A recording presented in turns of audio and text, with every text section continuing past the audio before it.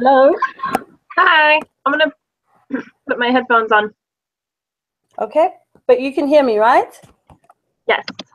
Oh, yes. Okay, awesome.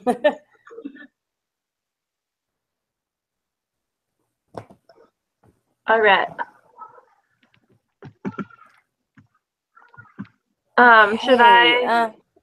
Should I send the link over to Courtney, or should I wait a minute? I think that I am ready. I've got everything here, so you can send the link over to her. Okay, I will do that. I was just gonna pull up lesson 2 here, so I've got it up also. Okay. And I think I've got it on my phone as well. I've got so many backup. It doesn't work out. Just to the wording of everything, in between the slides.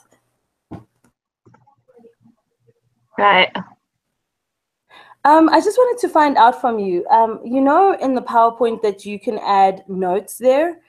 Those notes, if I use those notes, will they be able to see it because I'm sharing my screen? They might, but if you put it in presentation mode, I don't know. But I know that if you can see it, they can see it. Like whatever you can see, they can see, Okay, so that's fine. Yeah, then that's not an option that I can use, but I do have a plan B. I just emailed it to myself because I couldn't print it, but yeah, I have an email version of it, which okay. And I'm still. Did you get my my lesson 4?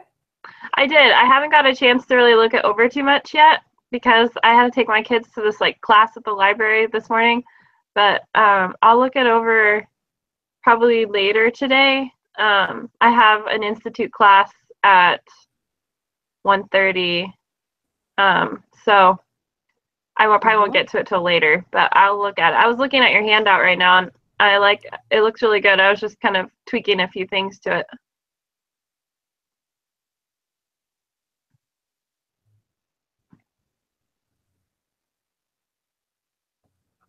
Okay. Sorry, I didn't hear you properly. Did you say it needs a little bit of tweaking? Oh, it was just a tiny bit, just a little bit, and it may have just been the way it sent over. Cool. I don't know. I mean, the grammar and everything looks really good. It was more just the looks of it, sort of. I'm just gonna send her the link in Facebook Messenger too, so that okay, that's fine. Because she was having a hard time before getting it. It wasn't coming through on her email very quickly. Oh yeah, I remember. Okay. Let me see. I just need to get a better. Sorry, just one moment.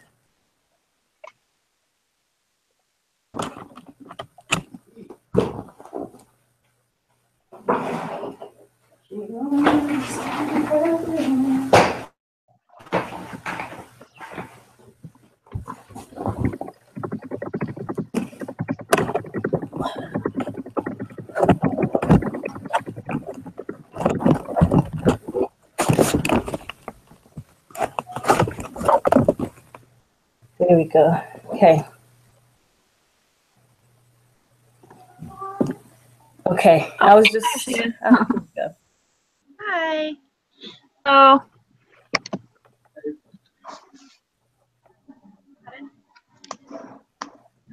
Hi. How are you guys doing today? Good. How are you? Good. Ayanda's gonna give you guys your presentation today. She's gonna be the lead on it, so I'll just be here to support. Sounds good. Cool. Hi, how are you guys today? Good. How are you? Great. So today we're going to be talking about parenting. We're going to be asking questions and doing a few activities and things like that. But I know that you guys said that you are expecting a baby soon. So we're hoping that the things that we share about parenting, you can be able to use. Some of them you'll be able to use immediately, and then others are you can put them on a shelf for later on. So I'm going to go ahead and start the presentation.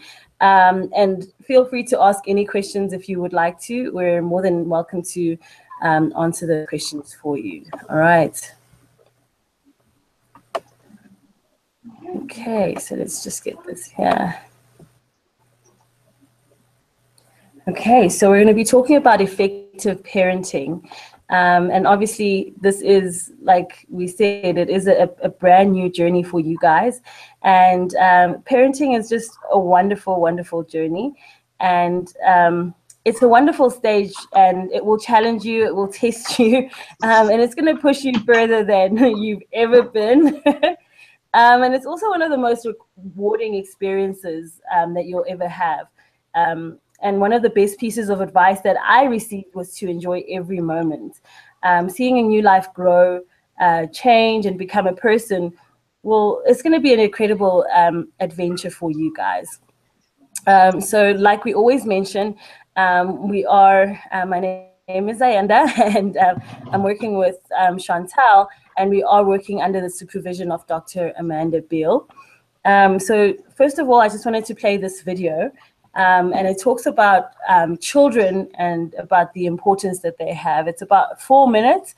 Then after that, then we'll discuss a little bit about it.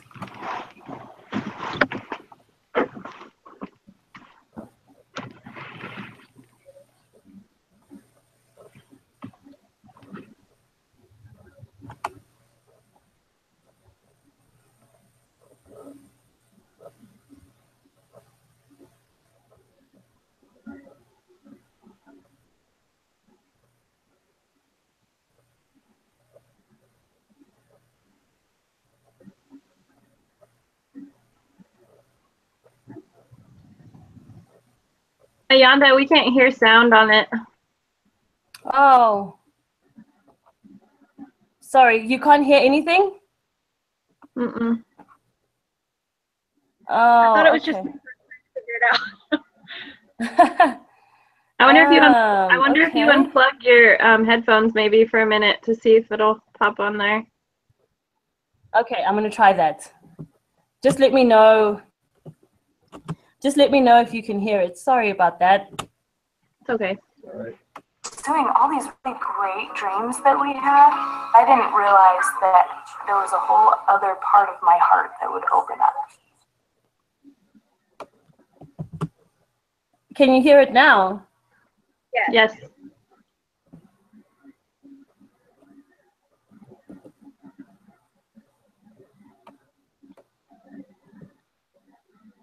Do you still not hear it?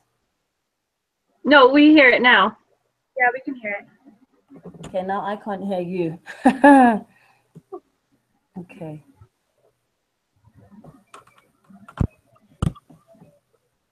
Hi, can you hear me? Yes. Yeah. No, they can't hear me. We can hear you, Can you hear me now? Yes. Uh-oh.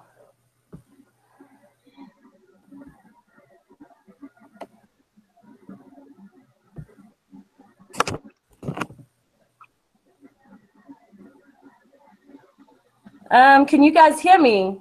Yes. Yes, we can hear you. You can hear me. Okay, awesome.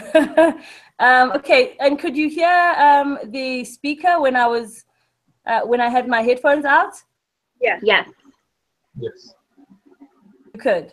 Okay. All right. Sorry about that. I'm just going to continue where I left off then without my headphones, and then I'll put them back in afterwards. Okay.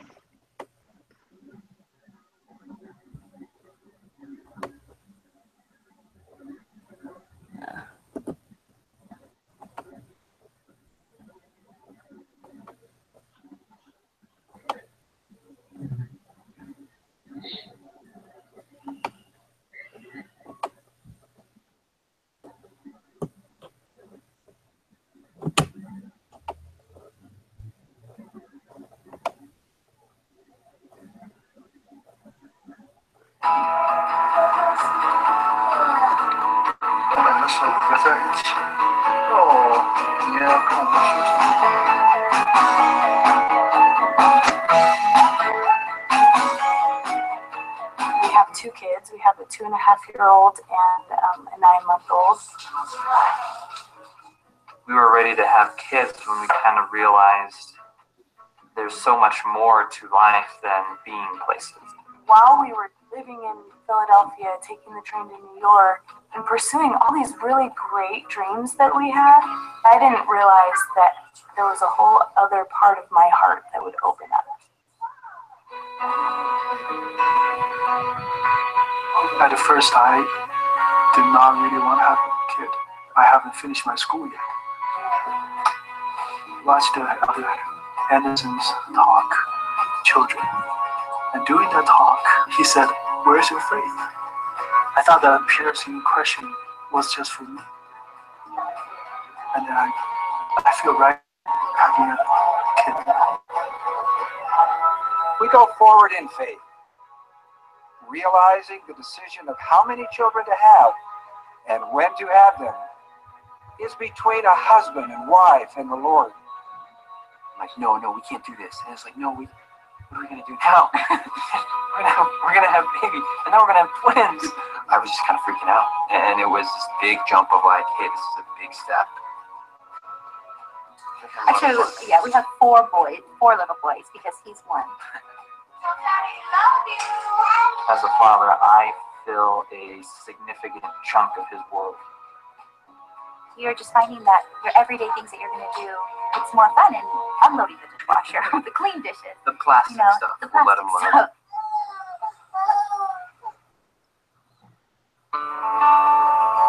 I think a common misconception with having kids is that life is over. I'm an artist, and I somehow am able to get it done just the same as I did before. It's been really cool to see and be a part of how the Lord is just making it happen.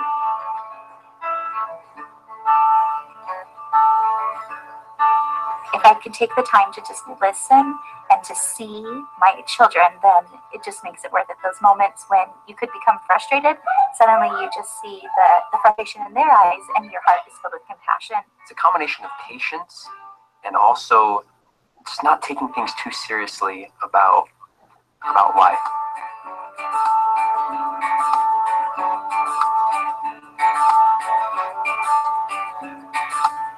And we learn how to love in our home. It's such an important thing.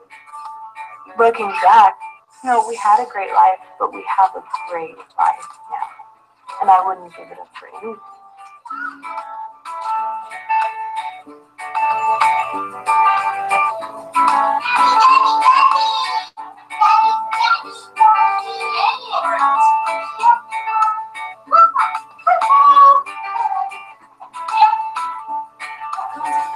That means it's not bottom. So now you can't touch it because it's not.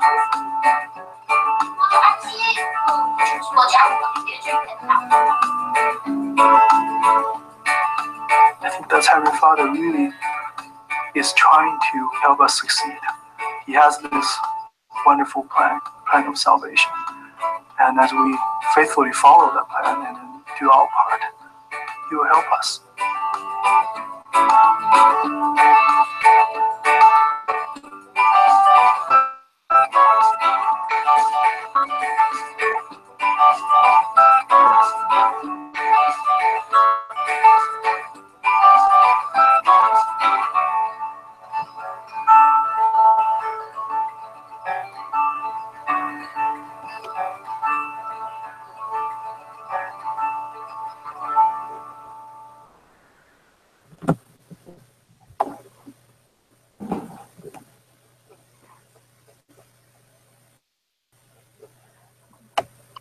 I really like about the video, it obviously comes from a talk that Elder Anderson shared a few years ago in General Conference.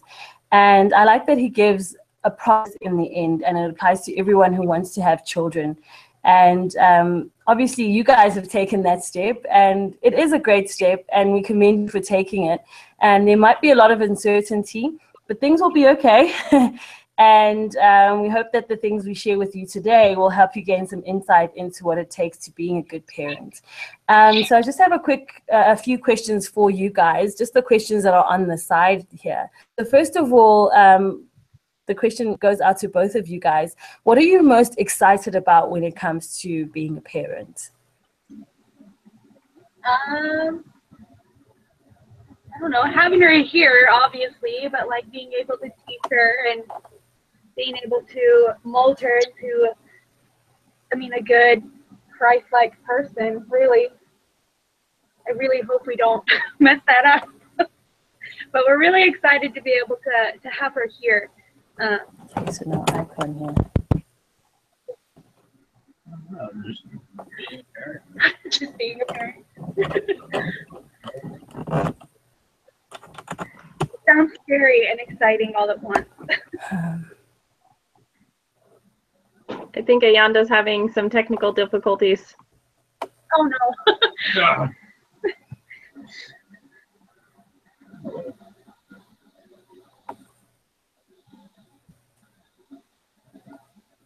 Sorry, I can't hear you guys. I'm really sorry. I have no idea what's going on. I don't know. I've turned up my speakers.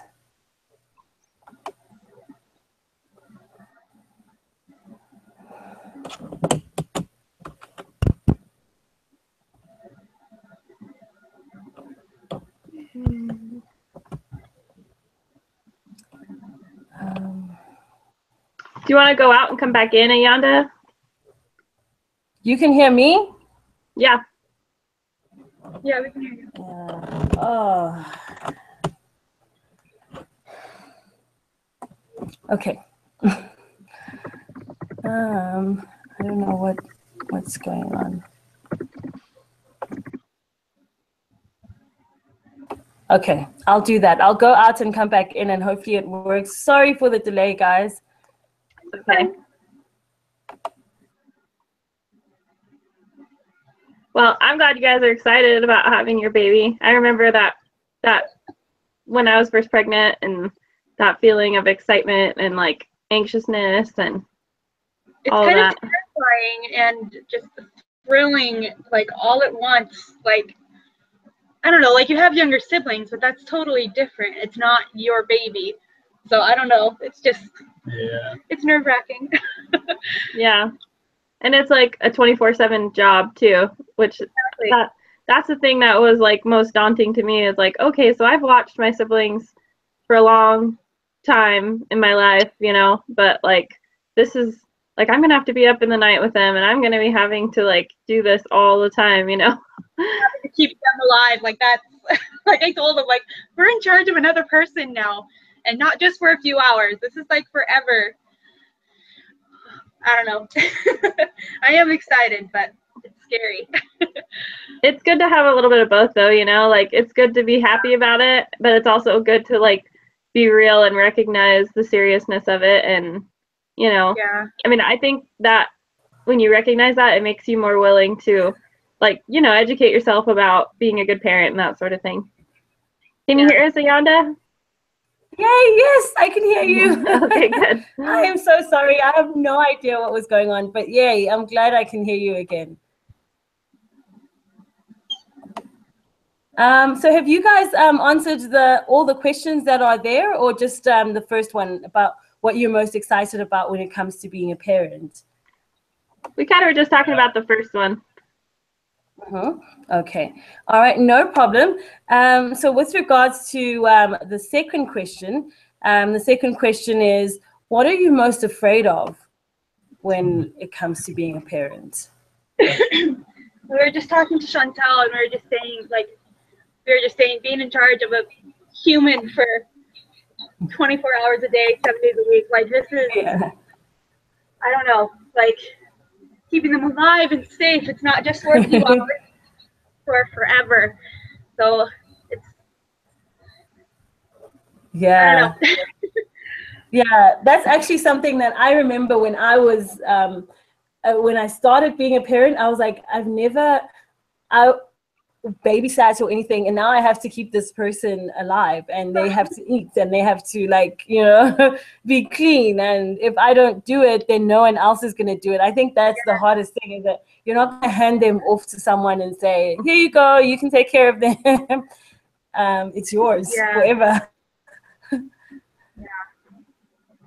And what would you guys define as being a good parent? What would you say is a good parent? I would say somebody who is patient, but I mean, I understand people lose their patience sometimes. Understanding and willing to, I don't know, grow with the child, because I mean, the baby's learning too, so you can't just expect the baby to know everything right off the bat. So you've got to, I don't know, learn and grow with the baby and with yourself. So I like that. So just like learning with them instead of just expecting them to like come already made with all the skills that they need to have to be a person. Yeah. I like that you said that you need to learn too, because I think that like sometimes people just think that we have it in us naturally to be good parents, but that's not necessarily the case. Even if you came from a good home, it's hard being a good parent, but especially if you came from a home that maybe didn't have the best examples, then it's really hard to know how to be a good parent. So it's really important to kind of actively with your child be learning how to best parent them in the stage of life that they're in, you know? Yeah. Yeah, I also like that you did that, Courtney, because it's so true that you're both learning, like neither of you know what you're doing, parent and child, and it's an important relationship that you have. I mean, it's one of the most important relationships that you can have, and it sets the tone for the relationship that they have with other people throughout their lives. And if they feel the pressure to be something that they're not, then they kind of translate that into the other relationships that they have. So with regards to parenting and preparing and all these different things, there's a book about parenting, and it's called The 10 Basic Principles of Good Parenting. I don't know if you guys have heard of this book. I have not, no. Okay. It's an awesome, really awesome book, and it basically highlights, it's like a roadmap for parents, and it helps you know how to navigate your journey as a parent. It has some rules and some guidelines, and the wonderful thing about these guidelines is that they're scientifically based, so they're bound to work, because Lawrence Steinberg did a lot of research before he wrote the book, and through that research, he was able to find that the most successful parents and families are the ones that applied these principles. So as you can see on the screen now, there's a list of the 10 principles on there. We're also going to give you a handout with those 10 principles, but because of time, we won't be able to cover all of them now. So we'll just talk about 2 of those principles. The first one is about what you do as a parent. And the first principle there says that what you do matters. Mike, can you please read the quote for us that's on there? Tell yourself that every day. How you treat and respond to your child should come from a knowledgeable, deliberate sense of what you want to accomplish. It's what happened to it? Oh, it went away. Oh, did it go away? Yeah. Oh, there it is. Keep switching between screens. Always ask yourself, what effect will my decision have on my child? Okay, awesome. Thank you very much. Thank you. You know, so this is obviously the first one under the section of the book, and sometimes people always say children grow up so quickly, before you know it, they'll be teenagers. So obviously we need to be mindful as parents of what we do to and with our children, because they're watching us, and they react to, and they're influenced greatly by the things that we choose to do. Courtney, can you please read the next one on there? When it comes to genuine expressions of warmth and affection, you cannot love your child too much. It is simply not possible to spoil a child with love. What we often think of as a product of spoiling a child is never the result of showing a child too much love. It is usually the consequence of giving a child things in place of love, things like leniency, lowered expectations, or material possessions. Okay, thank you very much. And obviously, again, this quote just reminds us, you know, there is a common misconception that if you're loving and affectionate, your child will end up to attach to you, or that they'll be like a pansy. That's for lack of a better word. But like, you know, but love and affection fosters growth. It helps children trust you, and it helps them feel secure in your presence. So they'll never have to question whether you love them, because they'll know that you love them. Okay, so there is another video, and I think, considering that we had problems with the other one, we'll just share. I'll just add the link in the handout. We won't watch it now, but basically it shows the relationship between a father and a daughter, where the father uses a really good authoritative parenting, or an authoritative parenting style. So we're going to share a little bit about this parenting style and the advantages of it. All right. So it's basically a method of parenting that allows both the parent and the child the opportunity to express themselves. So another word for this parenting style is that it's a democratic style. And it's because it thrives on the unity that's accomplished when parents and children work together. So basically the main characteristics of the parenting style are, obviously, if you are an authoritative parent, you have control of what's going on, but you're also flexible. You have demands, but you're rational about those demands. You're warm and you're receptive to your child's needs, and you value discipline, self-reliance, and uniqueness. And then obviously the way that children respond to this, or the way that they will become as a result of this, is that they will be self-reliant, and they will love to explore. They'll have a little bit more self-control. They'll be able to cooperate, and they'll be content with what they have. And obviously, this is a wonderful parenting style, but it's also, like I said before, we want to make sure that you remember the things that we share with you. You might not be able to use this parenting style when your baby is crying at 2 a.m. in the morning, but we hope that you can remember this as they grow. And one of the ways that we found that is easy to remember the authoritative parenting style is what we call love, limits, and latitude. Chantal, I'm just going to go to these quotes, and if you can please read them for me, and then we'll talk a little bit about, we'll do a little activity afterwards. Sure. President Young said, "Kind words and loving actions toward children will subdue children's uneducated nature a great deal better than physical punishment." All right, thank you very much. And then with regards to love, obviously we need to connect with our children, and we do this by spending playful time with them and praising them when they do well, and reminding them of our love when we correct them. I remember, I think there's a scripture that says that when you chastise somebody, then you need to give an increase of love afterwards.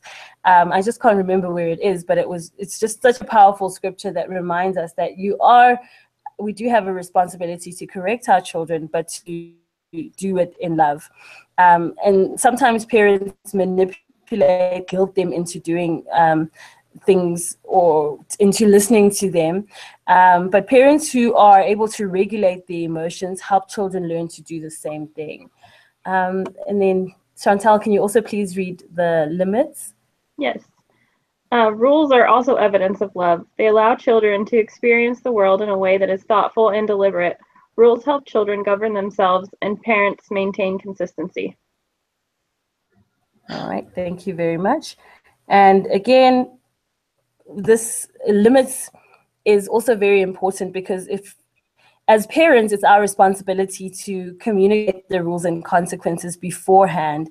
And it makes it more predictable for the child, because if they do something and they don't know what the consequence is, but then they get in trouble for it, it kind of isn't consistent. So having those rules beforehand and communicating them is another way of practicing authoritative parents, and it ensures that you and your child are on the same page. All right, one more quote, please, if you can please read the latitude one.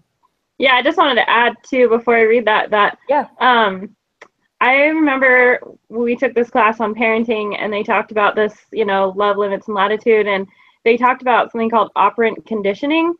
And I remember it was sort of like a light bulb moment went on that if I don't give my kids a consequence when I give them a rule, I don't give a consequence with it, and I don't stick to my rules and the consequences, I'm conditioning them to misbehave. And so, because they're learning, like, I can do something bad and I'm not going to get any punishment for it. So I'm conditioning them to then misbehave. And so I kind of thought that was like eye-opening with the rules. And anyways, I thought I'd share that. Now I'll read the quote. Research shows that children... Oh, sorry. Yeah, I just wanted to add to what you were saying. I think that's so awesome. I think it's like when you were talking about operant conditioning, it reminds me of, you know, when you're trying to train a dog to do tricks, and if they do the right thing, then you give them a treat or something. Obviously, we don't do that as parents, but that's the same kind of thing, like the same kind of condition. We condition dogs to do tricks, and we can condition children to listen using the same method. Exactly. So latitude. Research shows that children who experience an appropriate amount of autonomy tend to be better at sharing power and understanding the viewpoints of others. They not only have better respect for their parents, but other adults as well. All right, thank you. And then latitude obviously means that you allow children a level of autonomy that's appropriate for their maturity, and it shows them that you trust them enough to use the principles that you've taught them. Again, another quote from President Joseph Smith, where he says, he teaches us the doctrine and we govern ourselves as members of the church. So you guys don't have to wait until your children are teenagers to give them this freedom. You can start when they're toddlers. You can do this by helping them make reasonable decisions. Obviously with boundaries, and you can also do it by being flexible and being willing to negotiate so that they can feel that they're also in control. And research shows that children who experience an appropriate amount of autonomy tend to be better at sharing power and understanding the viewpoints of other people. And they not only have better respect for their parents, but they also respect other adults. So that's something that's also very important. Another tool that we wanted to give you guys in our toolbox is a website that's called Parents as Teachers. And Parents as Teachers has ideas on how to optimize child development. It has activities that you can do with your child. It helps you interact with them. So it has like different things that you can do to help them develop. And it also provides personal visits and group meetings. But now we'd like you to just do a quick activity. I don't know if you guys have a copy of the family proclamation. Yeah. All right. Okay, so basically we're just going to use the copy that you have of the family proclamation, and we're just going to take 2 or 3 minutes to find and highlight the things that stand out for you. So basically look for the passages that identify with your roles as mother or father, husband and wife. So obviously, Courtney, you're going to be looking for the ones that focus specifically on your role, and Mike, you look for the ones that focus specifically on your role. And then after about 3 minutes, then you guys can just share with us what you found on there. All right, I have a copy, but I'm just going to look it up on my phone real quick. So 1 second. No worries. I can, I have one on my computer real quick. If you want me to just screen share it, then you can see it up here on the screen. Awesome, yeah. Perfect. Okay. I will screen share. I would have to stop mine, right? I think so. Okay, cool. Okay. Can you guys see it there? How did you find it? Oh. Yes. I wonder if I can make it smaller. Well, we'll just go from there.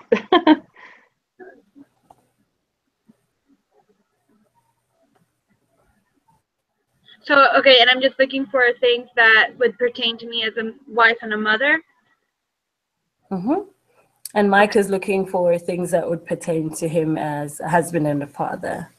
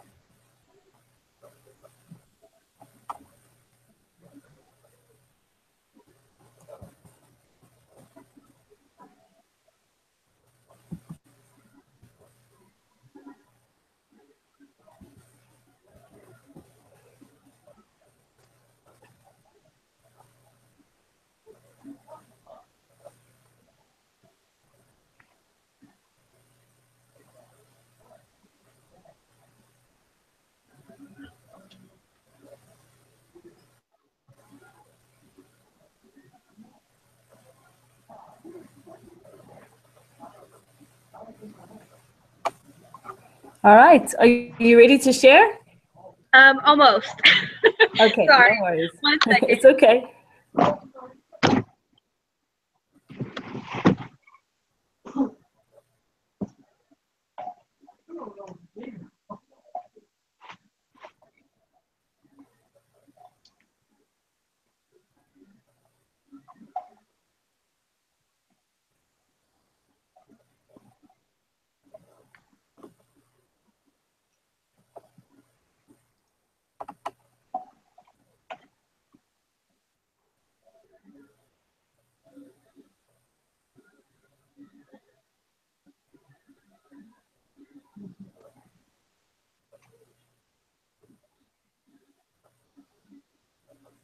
Sorry, I can't highlight it, so I have to write it down.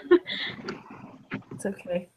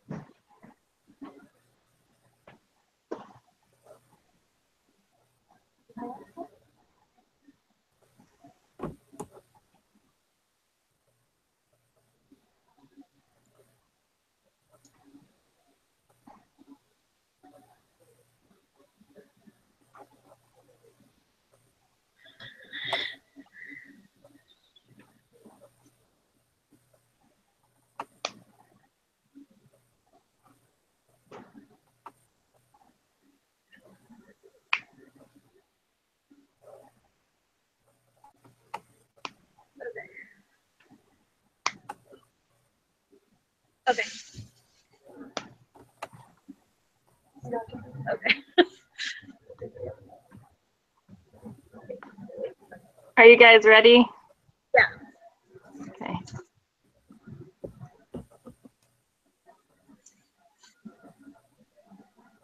Can you hear us, Awesome. Ayanda? All right. Oh, there. Okay. Yeah, I can hear you. Yeah. Okay. Okay, so what you can just share like maybe just one or two that you guys found that you think applied most to you guys?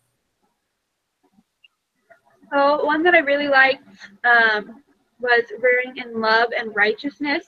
So like raising our children to be good, righteous people. And another one was love and serve one another. So I really like those two. I mean, I have several written down, but those are the two that I really like. Loving and serving one another, and then rearing in love and righteousness. And then did you have highlighted? So that theme of love being there, that's nice. Yeah. And then Mike highlighted. Yeah, basically the duties of the father, which is to preside over their families in love and righteousness, and are responsible to provide the necessities of life and protection for their families. Awesome. Thank you. Thank you so much for sharing that. I like how both of you chose like passages that had love in them. So obviously that's something that you have in your home and that you want to continue to have. So that's really awesome that like you did it separately, but you both were able to pick up the passages that had those. There's just a few quotes that we would like to share, obviously about the different duties of parents. And, you know, the Family Proclamation highlights these duties extensively, but there's also a couple of talks that church leaders have shared. So those are the ones that I'm just going to be sharing with you, just basically the messages that they've shared. One of my favorite talks was shared by Sister Elaine S. Dalton, and the talk basically is titled Love Her Mother, and she talks about how she had sons and they had little girls, and they looked at her like they were like, how am I going to raise a little girl? And she said the only way to raise a little girl is to love her mother. But she also highlights some that fathers can do to be good fathers. And it is in line with what you shared, Mike, about presiding over families in love and righteousness. So it says, today's popular culture tries to erode and demean our eternal role as patriarch and your eternal role as a patriarch and father, and minimize your most important responsibilities. These have been given to you by divine design. And as fathers, you are to preside over families in love and righteousness, and are responsible to provide the necessities of life and protection for your families. Fathers, you are the guardians of your home, your wives and your children. Today is not an easy thing to, it is not an easy thing to protect one's family against the intrusions of evil into their minds and their spirits. So these influences can and do flow freely into the home. Satan is very clever. We need not break down the door. And then Courtney, if you can please read the next quote that talks about the roles of mothers. To all mothers in every circumstance, including those who struggle, and all will, I say be peaceful. Believe in God and yourself. You are doing better than you think you are. In fact, you are saviors on Mount Zion, and like the master you follow, your love never faileth. I can pay no higher tribute to anyone. What mothers do is an essential element, of Christ's work. Knowing that should be enough to tell us the impact of such love will range between unbearable and transcendent over and over again, until with the safety and salvation of the very last child on earth, we can then say to Jesus, Father, I have finished the work which thou gavest me to do. Wonderful. Thank you very much. And then the next quote talks a little bit about both roles as mother and father. Chantal, if you can please read that for me. Sure. Husband and wife have a solemn responsibility to love and care for each other and for their children. Children are an heritage of the Lord. Psalms 127, verse 3. Parents have a sacred duty to rear their children in love and righteousness, to provide for their physical and spiritual needs, and to teach them to love and serve one another, observe the commandments of God, and be law-abiding citizens wherever they live. Husbands and wives, mothers and fathers will be held accountable before God for the discharge of these obligations. The Family Proclamation to the world. All right, awesome. Thank you very much. I think that last part is really scary, and it goes back to the beginning when you guys shared that one of the most difficult things about being a parent is the fact that you have to take care of this human. You have to raise them, you have to teach them morals, and if we don't, then we will be held accountable before God, and that can't be. So we're just going to tie everything together with all the things that we learned. And obviously, if you have any questions, please feel free to ask questions. We're more than willing to answer them. But like I said, we will also be providing you with a handout, and the handout will have the links to some of the things that we shared with you so that you can be able to use them. So the first thing that we talked about is that what you do as a parent has the power to influence your child for the rest of their lives.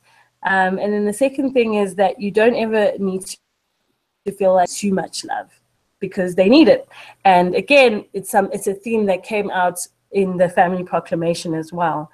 We also spoke about authoritative parenting, and it's about finding the perfect balance between control and involvement in your child's life, and your child will be happier and more content if you practice authoritative parenting. And then the 3 basic ways to remember this is love, limits, and latitude. And then we talked about the roles of mothers and fathers. Fathers are to preside over the home, to provide the necessities of life, and to protect the family. And then mothers are to love deeply, pray sincerely, and nurture unwaveringly. And then parents as a unit need to remember that you're fulfilling a wonderful part of Heavenly Father's plan. And that's how we began. So yeah, being a parent is very difficult, but it is also a very rewarding experience. And I hope that you guys enjoy your journey. Do you guys have any questions for us? I don't think so. I think we're good. I just wanted to comment and say that something that I've learned, I don't know, through studying and things is that, like, Heavenly Father is kind of the best example we have as a parent. And I feel like he does those things. Like, he gives us love, unwavering love, and he gives us limits, but he also gives us our free agency. And so I feel like those 3 principles of parenting are principles that our Heavenly Father shows us as a parent. And obviously he's our best example. And so I really like those ideas. I also wanted to share that there's a book, well, a series of books called Love and Logic. And I don't know if you guys have ever heard of those before, but they're excellent parenting books that really talk a lot about those things, love, limits, and latitude. He calls it Love and Logic. And it's actually a husband and wife who wrote the books, and they have one that's just kind of a broad spectrum one that's just love and logic and parenting, but they also have one that are specific to toddlers and teenagers and even in marriage. And so I really like the idea of, giving your kids just unwavering love, unconditional love, but then also making sure to give them, the limits and the latitude, and helping them to think for themselves and to make good decisions, and giving them the skills that they need to be successful for the rest of their life, because we only have them for 18 years and then they have, 60 plus years of their lives beyond living at home, and we want them to be prepared to go out into the real world and, be successful adults and successful parents themselves. So that's my comments. I'll have to look up that Love and Logic you said. Yep. Heavenly Father will help you.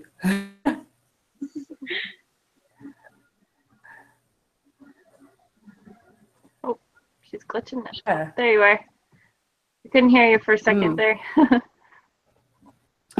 I was just saying that Heavenly Father, if you struggle, he will help you. And if you ask for help, he will guide you.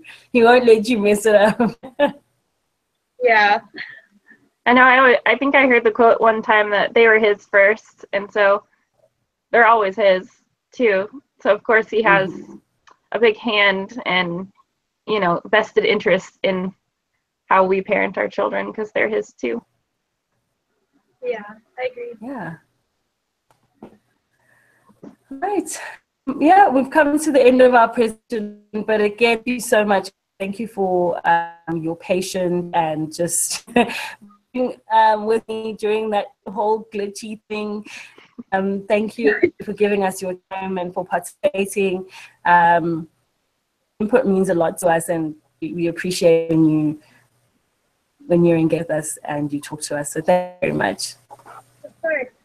And we'll send you that handout for the lesson. Okay, also. Sounds good. Sounds good. All right. All right. Bye. Okay, see you later. Bye. Well, that went well. You did a good job. Oh, I'm sorry about that video thing. I have to find a way to make it, I don't know. It's okay. It was fine. I don't know. I mean, just a little delay. I don't think they minded. It was fine.